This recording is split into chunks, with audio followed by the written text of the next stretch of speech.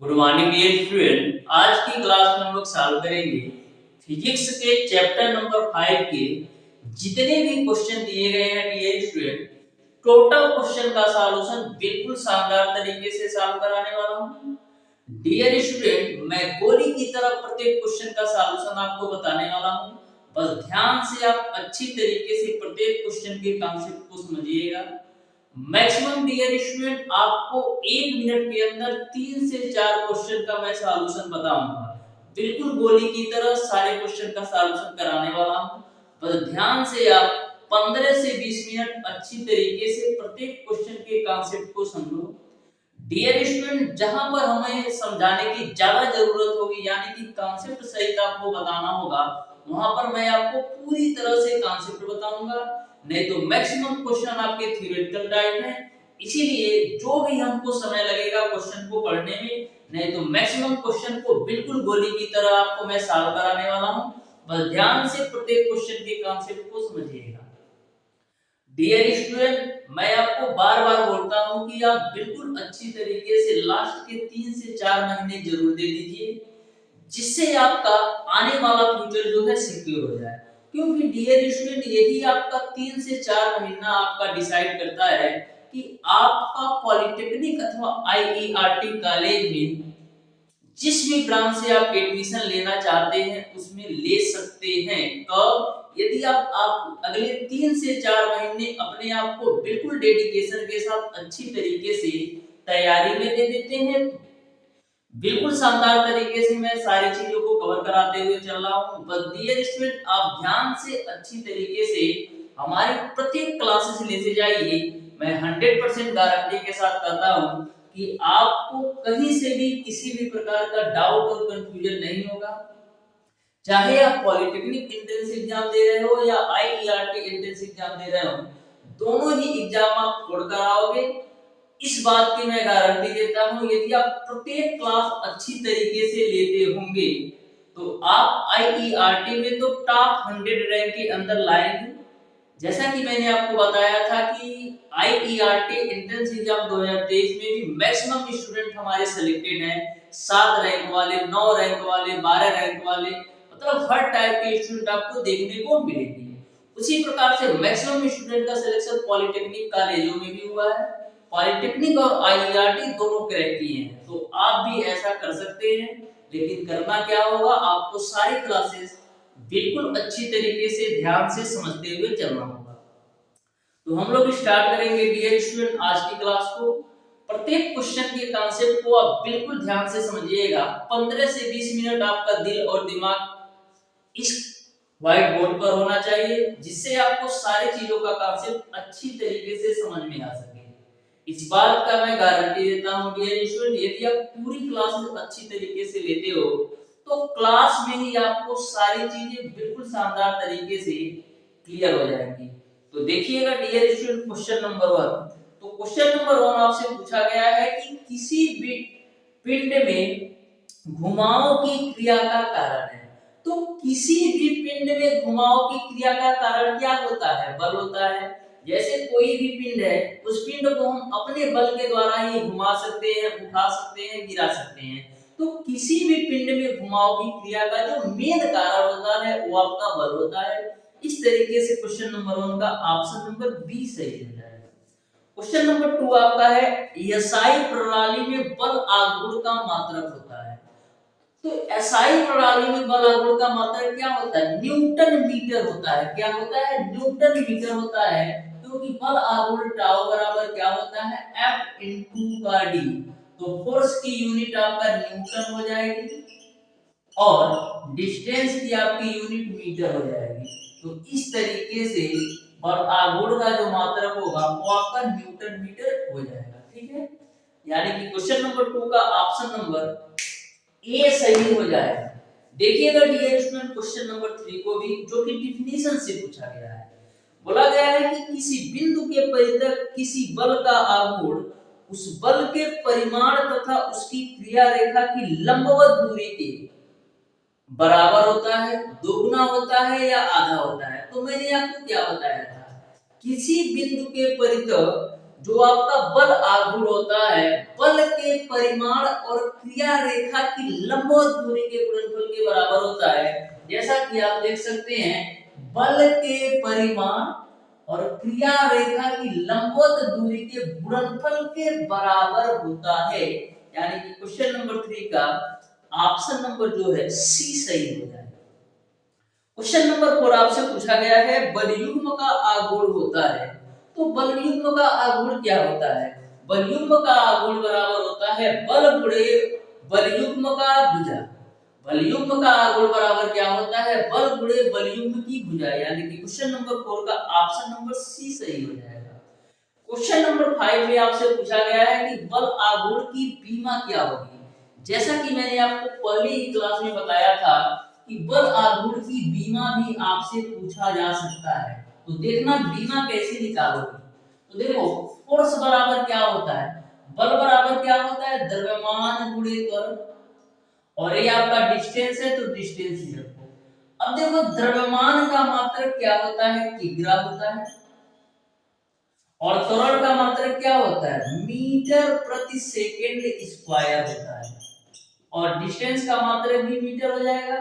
तो यहां से आपको क्या मिलेगा? मिलेगा आपको किग्रा मीटर स्क्वायर। किग्रा मीटर स्क्वायर लिख लेते हैं हिंदी में, किग्रा मीटर स्क्वायर अब बट्टे का सेकेंड स्क्वायर। ठीक है, तो किग्रा को हम एम से डिनोट करते हैं क्योंकि मास है।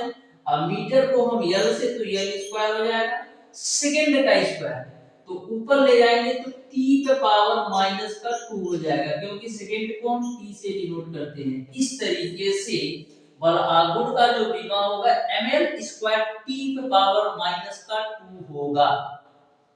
इस पर भी आपसे क्वेश्चन पूछा गया है, आगे आप ध्यान में रखिएगा। बल आघूर्ण का मात्रक किग्रा मीटर स्क्वायर प्रति सेकंड स्क्वायर होता है। यानी क्वेश्चन नंबर 5 का ऑप्शन नंबर बी सही हो जाएगा। क्वेश्चन नंबर 6 आपका है, डियर स्टूडेंट, बल आघूर्ण का मात्रक है। बल आघूर्ण का मात्रक है, तो बल आघूर्ण का मात्रक एक तो आपका एसआई प्रणाली में न्यूटन मीटर होता है। एसआई प्रणाली में न्यूटन मीटर होता है, लेकिन न्यूटन मीटर ना दिया हो तो क्या होगा? यदि न्यूटन मीटर ना दिया होगा तो किग्रा मीटर स्क्वायर प्रति सेकंड स्क्वायर दिया होगा, जिसको हम इस तरीके से भी लिख सकते हैं, किग्रा मीटर स्क्वायर और सेकंड का -2। तो यदि आपका न्यूटन मीटर नहीं दिया होगा तो किग्रा मीटर स्क्वायर सेकंड पावर -2 दिया होगा। यानी क्वेश्चन नंबर 6 का ऑप्शन नंबर बी सही हो जाएगा। इस तरीके से डियर स्टूडेंट, मैं आपको प्रत्येक क्वेश्चन के कॉन्सेप्ट को बताऊंगा ना, कि एग्जामिनर कहीं से भी पूछ लेगा ना, आपसे छूटेगा नहीं। देखिएगा डियर स्टूडेंट, क्वेश्चन नंबर 7 को भी बोला है संतुलन की स्थिति में। तो संतुलन की स्थिति में क्या होता है? तो देखो, एक हम डायग्राम बना लेते हैं जिससे आपके दिमाग में सेट हो जाए। जैसे ये मैंने उत्तोलक बना दिया, ठीक है बाबू। ये आपका हो गया आलम, यहाँ पर आपका हो गया आलम, यहाँ पर आपका हो जाता है आयास, और यहाँ पर आपका हो जाता है भार। ठीक है, ये ए है मान लीजिए, और ये बी है, और ये सी है।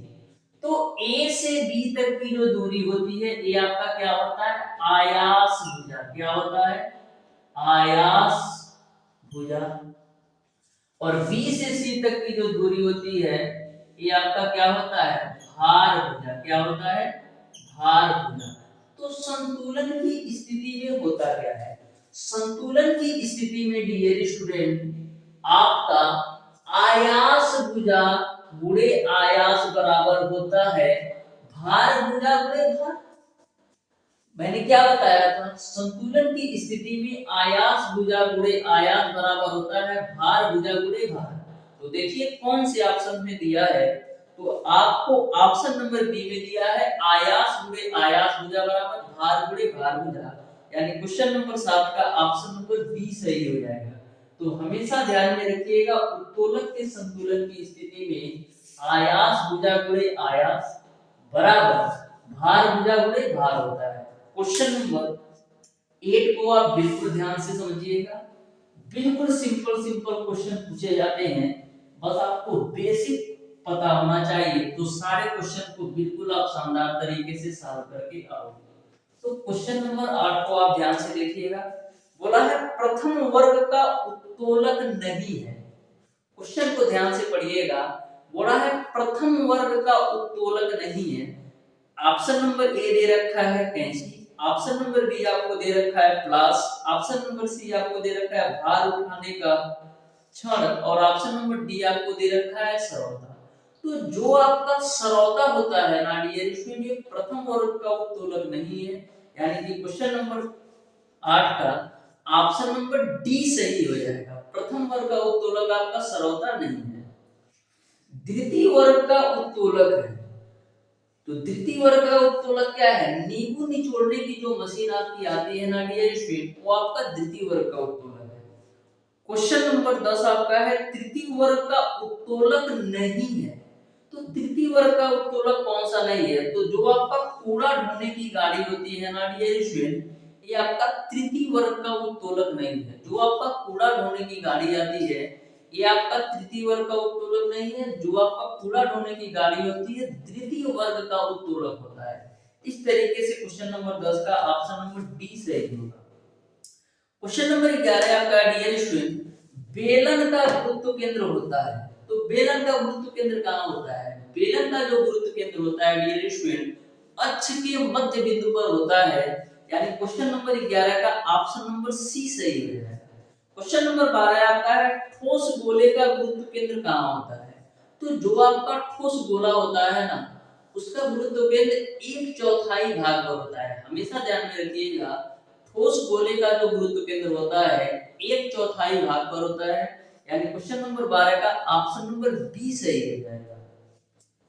क्वेश्चन नंबर 13 को आप ध्यान से देखिएगा। बोला है एक समान छड़ का गुरुत्व केंद्र होता है। यदि आपका छड़ जो है एक समान आकार है, तो उसका गुरुत्व केंद्र जो होगा वो आपका मध्य बिंदु पर होगा। लेकिन यदि आपका कोई क्षण इस तरीके से है कि एक तरफ ज्यादा मोटा है और एक तरफ पतला है, तो जिस तरफ क्षण का वेट अधिक होगा ना, उसी तरफ गुरुत्व केंद्र खींचकर चला जाएगा। इस बात को आप हमेशा ध्यान में रखिएगा। लेकिन यदि आपका एक समान क्षण है, तो उसका गुरुत्व केंद्र मध्य बिंदु पर होगा।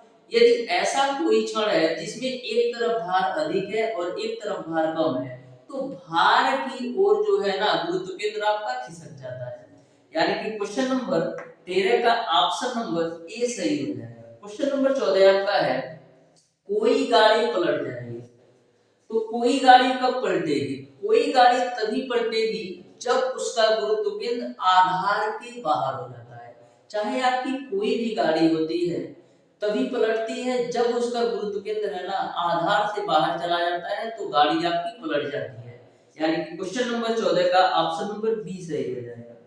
क्वेश्चन नंबर 15 आपका है चिमटा एक प्रकार का उत्तोलक है।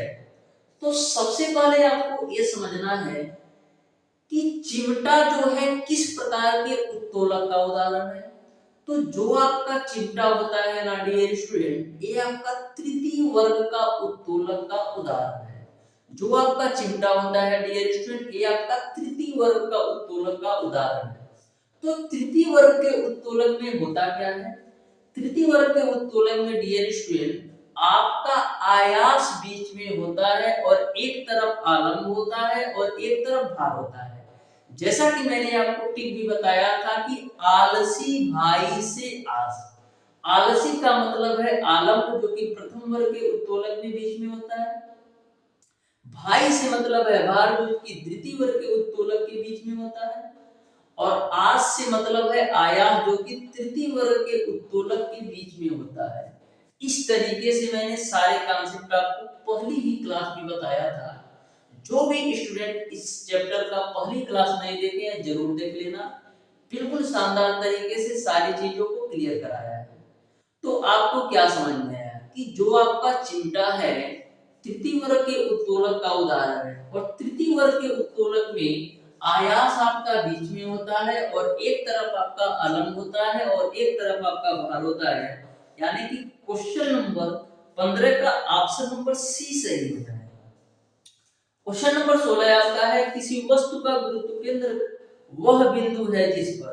तो किसी वस्तु का जो आपका गुरुत्व केंद्र होता है ना, वो एक ऐसा बिंदु होता है जिस पर समस्त भार केंद्रित होता है। चाहे कोई भी वस्तु है, उसका गुरुत्व केंद्र आपका एक ऐसा केंद्र है जहां पर वस्तु का समस्त भार केंद्रित होता है। यानी क्वेश्चन नंबर 16 का ऑप्शन नंबर सी सही हो जाएगा। क्वेश्चन नंबर 17 आपका है, असमान मोटी छड़ के एक सिरे पर कुछ भार रख देने से उसका गुरुत्व केंद्र हो जाएगा। तो मैंने आपको क्या बताया, कोई भी असमान छड़ हो या एक्स वाई जेड कोई भी चीज हो, जिस तरफ भार आपका ज्यादा होगा उसी तरफ आपका गुरुत्व केंद्र खिसक जाता है। तो यहाँ पर क्वेश्चन नंबर 17 का ऑप्शन नंबर बी सही हो जाएगा कि भार की ओर हट जाएगा गुरुत्व केंद्र। क्वेश्चन नंबर 18 है, यांत्रिक लाभ का सूत्र है। तो यांत्रिक लाभ बराबर क्या होता है? यांत्रिक लाभ बराबर आपका होता है डियर स्टूडेंट भार बट्टे का आयास।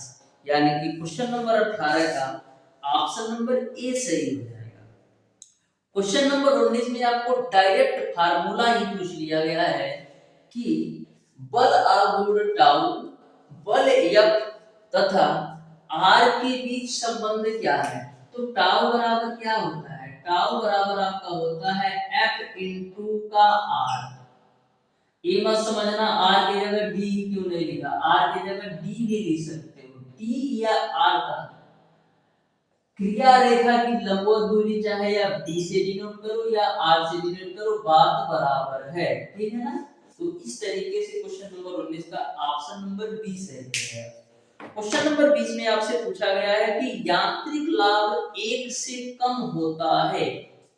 तो डियर स्टूडेंट यांत्रिक लाभ 1 से कम जो होता है वो आपका तृतीय वर्ग के उत्तोलक में होता है। यांत्रिक लाभ 1 से कम जो आपका होता है वो आपका तृतीय वर्ग के उत्तोलक में होता है। यानी क्वेश्चन नंबर 20 का ऑप्शन नंबर बी सही हो जाएगा। 1 से अधिक जो यांत्रिक लाभ होता है वो आपका द्वितीय वर्ग के उत्तोलक में होता है। 1 से अधिक जो यांत्रिक लाभ होता है वो आपका द्वितीय वर्ग के उत्तोलक में होता है। और 1 से अधिक या 1 से कम या 1 के बराबर जो यांत्रिक लाभ होता है वो आपका प्रथम वर्ग के उत्तोलक में होता है। तो तीनों बातें ध्यान में रखना है।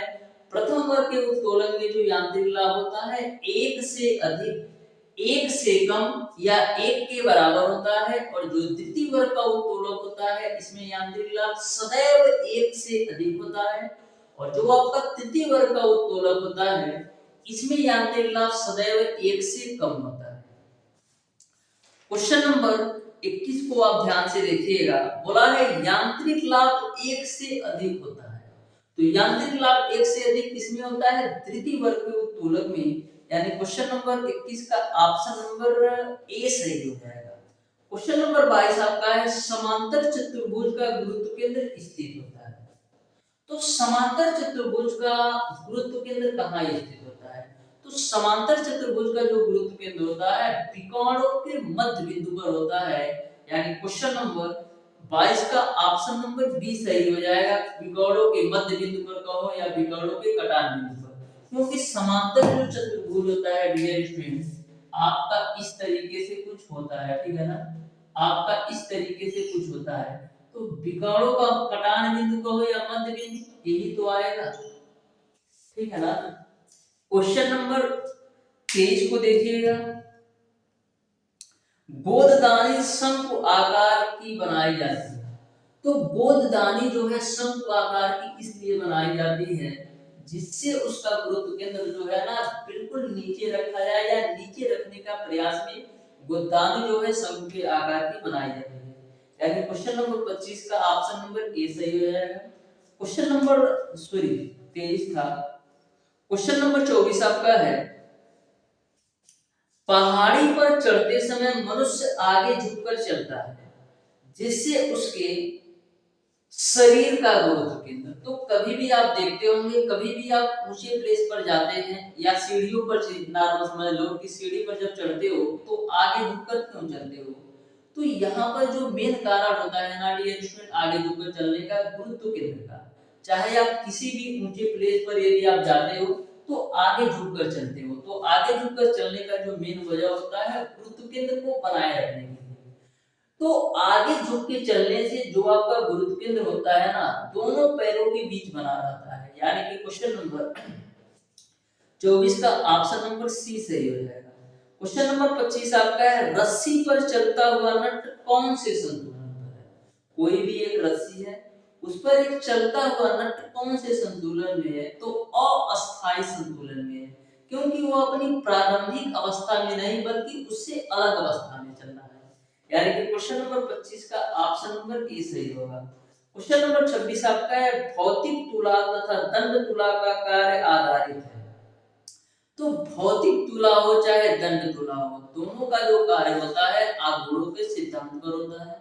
यानी क्वेश्चन नंबर 26 का ऑप्शन नंबर डी सही हो जाएगा। क्वेश्चन नंबर 27 आपका है भौतिक तुला से मापा जाता है।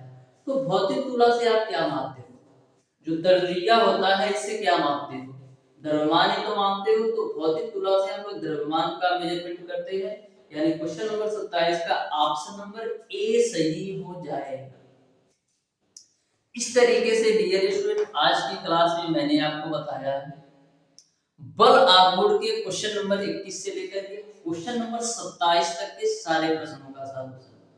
फिर भी यदि आपको किसी भी क्वेश्चन में किसी भी प्रकार का डाउट कंफ्यूजन हो तो आप उसे कमेंट बॉक्स में कमेंट करके जरूर पूछ लीजिएगा, मैं उसका रिप्लाई जरूर दूंगा। नेक्स्ट क्लास में डियर स्टूडेंट इस चैप्टर में जो भी क्वेश्चन इंपॉर्टेंट है उन क्वेश्चनों को मैं पिकअप करूंगा, क्योंकि क्वेश्चन तो कुछ ज्यादा ही दे रखे हैं, लेकिन कुछ क्वेश्चन ऐसे दे रखे हैं डियर स्टूडेंट जो आपके एग्जाम में आने की बिल्कुल भी संभावना नहीं है। तो जो आपके एग्जाम में आने की बिल्कुल भी संभावना नहीं है उन क्वेश्चनों को मैं कवर नहीं कराऊंगा कि आपका भी टाइम वेस्ट हो और मेरा भी टाइम वेस्ट हो, क्योंकि उन क्वेश्चनों को यदि मैं सॉल्व भी करा दूंगा तो आप 100% क्वेश्चन को छोड़ करके ही आओगे। वैसे तो पूछेगा नहीं, यदि कहीं से भटक करके पूछ लेता है तो उस क्वेश्चन को आप छुओगे नहीं, क्योंकि 5 से 6 मिनट उस क्वेश्चन को सॉल्व करने में लग ही जाएगा। तो उन्हीं क्वेश्चनों को मैं सॉल्व कराऊंगा जो आपके एग्जाम में मैक्सिमम मार्क पूछे गए हैं या पूछे जाने की संभावना है। तो डियर स्टूडेंट आज की क्लास को यहीं तक रखते हैं, मिलते हैं नेक्स्ट क्लास में, तब तक के लिए धन्यवाद।